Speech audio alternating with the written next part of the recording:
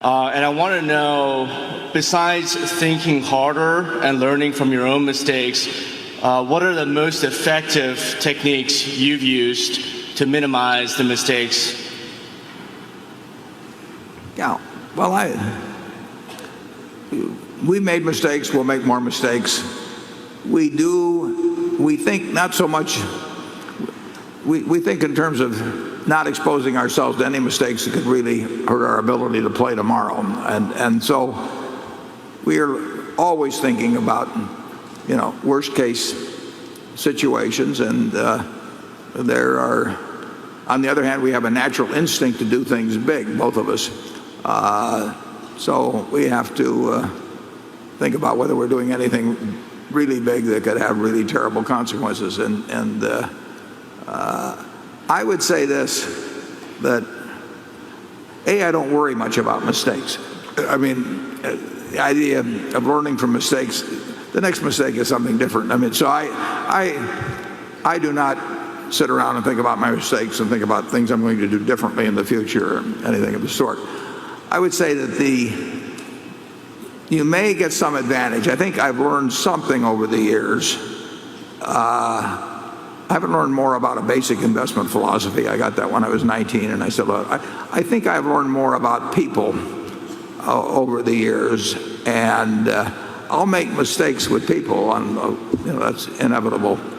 But I think I'll make more good judgments about people.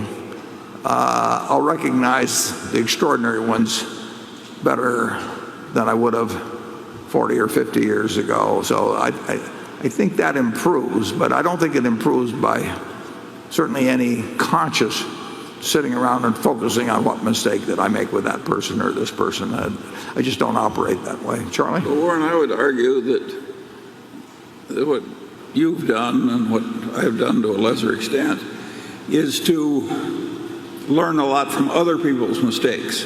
That is really a much more pleasant way to learn hard lessons. And we have really worked at that over the years, partly because we find it so interesting, the great variety of human mistakes and their causes. And I think this constant study of other people's disasters and other people's errors has helped us enormously. Don't you, Warren? Oh, yeah, well, that's true. In terms of reading of financial, I've always been absolutely absorbed with reading about disasters. And there's no question. I mean, when you look at the folly of humans, I've focused on the folly in the financial area. There's all kinds of folly elsewhere, but just the financial area will give you plenty of material if you like to be a follower of folly. And I do think that understanding, and that's what gave us some advantage over these people that had IQs of 180, and could do things with math that we couldn't do. They really just didn't have an understanding of how human beings behaved and what happens. 2008 was a good example of that too. So we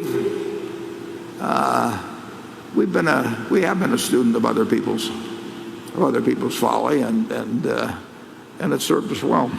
点赞关注不迷路。